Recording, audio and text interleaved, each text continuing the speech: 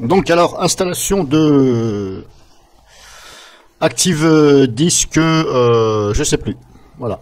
Parce que comme je ne le connais pas, Disque Image Free, voilà, Active machin, Disque Image Free. C'est un logiciel pour Windows. C'est un logiciel de création d'images disques et de sauvegarde. Donc je ne le connais pas du tout. Je le teste en direct. Comme je ne le connais pas du tout, donc c'est du direct. Donc il y a peut-être un peu de cafouillage de ma part ou des choses, voilà, pas peut-être fausses, possible. Donc désolé là-dessus. Alors pourquoi je préfère comme ça, le faire comme ça, parce que voilà, j'ai envie, tout simplement. Donc je voulais vous faire profiter de ça. Donc je capture et je vais mettre ça en vidéo pour vous. Alors donc là je l'installe, hein, je vous ai fait voir au début que je l'ai téléchargé, etc. Donc français, les langages. Alors je vais voir si ça marche, parce que là je suis sur VirtualBox. J'ai pas créé une grande partition, donc on va voir si ça fonctionne.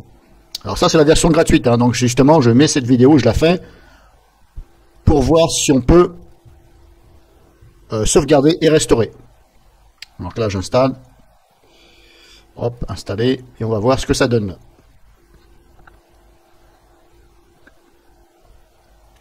Et comme je vous dis, apparemment on peut sauvegarder et restaurer en image disque. Donc là on me dit exécuter, etc. Bon pourquoi pas, hop, je vais le faire. D'habitude je le fais pas, mais là je vais le faire. Donc voilà, hop, c'est bon. Donc c'est une fenêtre comme ça. Alors il y a peut-être certains d'entre vous qui le connaissent, moi je le connais pas du tout. Je savais même pas qu'il existait. C'est en surfant comme ça, je regardais, et puis j'ai trouvé. Donc là vous avez des opérations à faire. Opération de disque. Disque vers une image, donc ça porte bien son nom, hein. Disque vers une image, donc créer une image disque. En image bien sûr. Et là, image vers disque. Donc moi pour ma part, je vais disque vers image.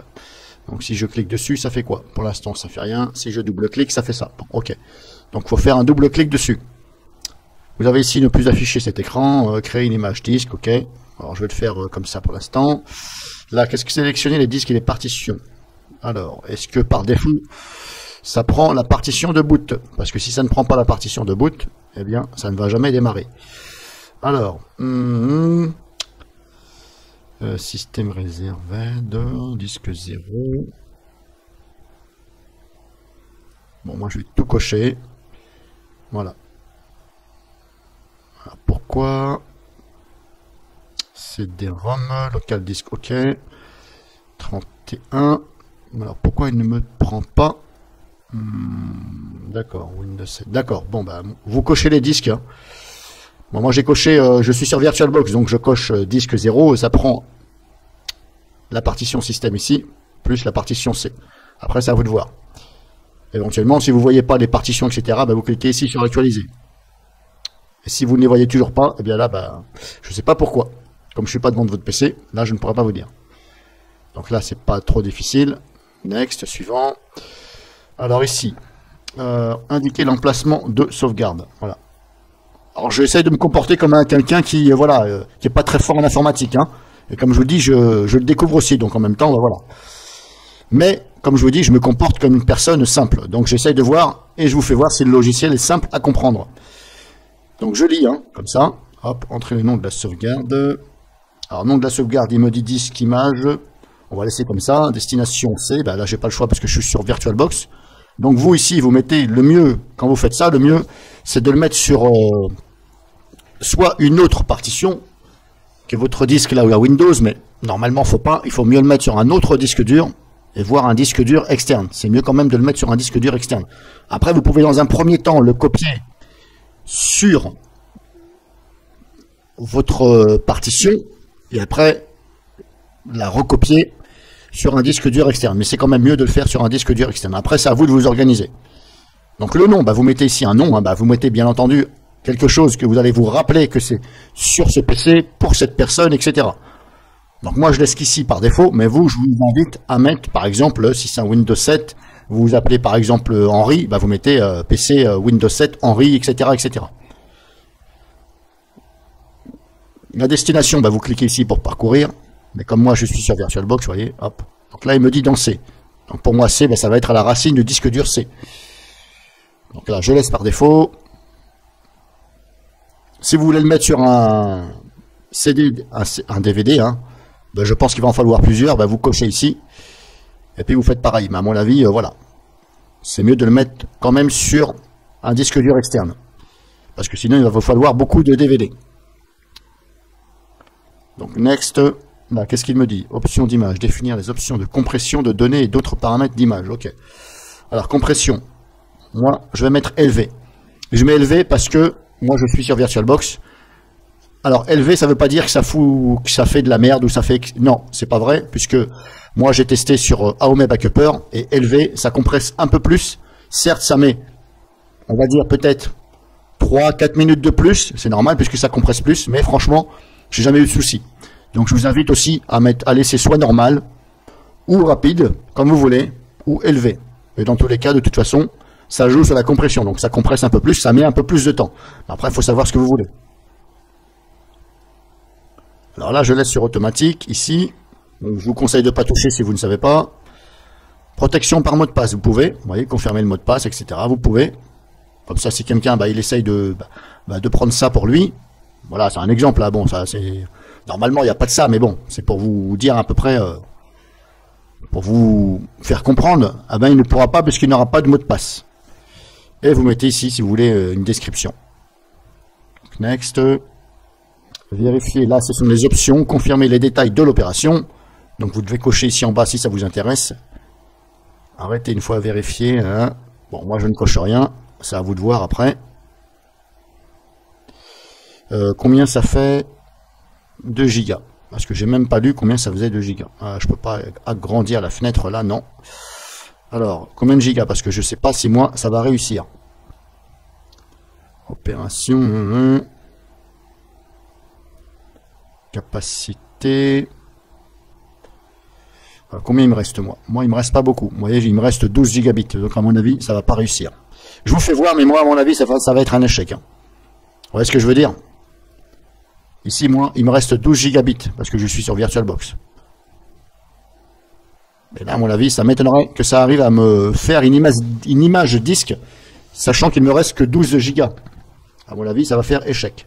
On va essayer quand même, on verra bien. C'est pour ça que j'ai compressé au maximum. Alors, soit ça passe, soit c'est échec. Pour l'instant, ça a l'air de se lancer.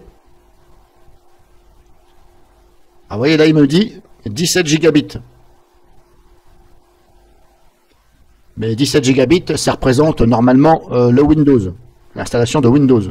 Je ne pense pas que ce soit donc l'image disque qui fait 17, parce que comme je vous dis, ça ne passe pas. Alors, quand vous faites ça, vous voyez, là, c'est pas marqué sur le logiciel. Je vous invite à vous déconnecter de Internet, surtout, de façon à ce qu'il n'y ait pas de choses qui transitent par Internet.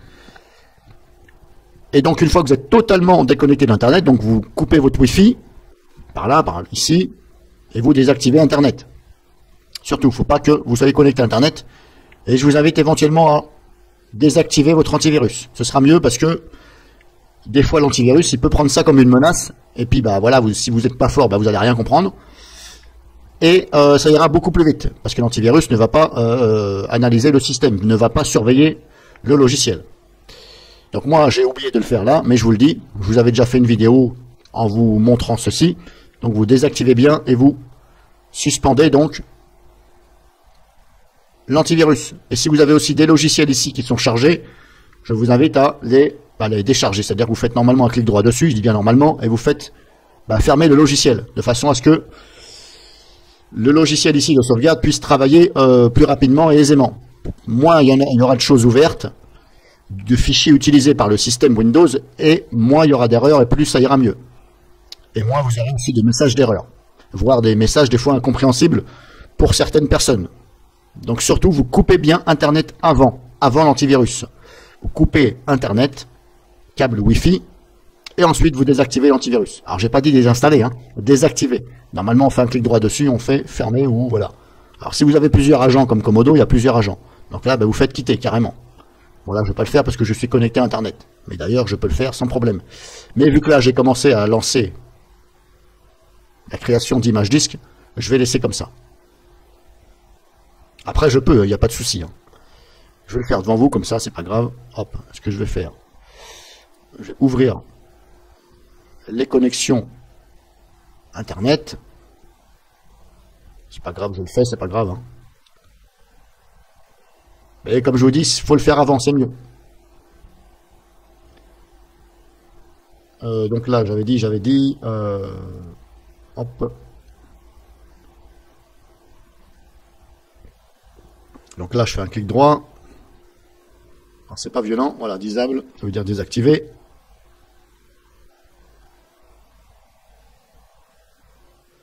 Voilà, c'est bon, disable, ok. Fermer la fenêtre, et je vais suspendre, quitter Komodo. Donc je mets en pause le temps que ça fasse, et je reprends.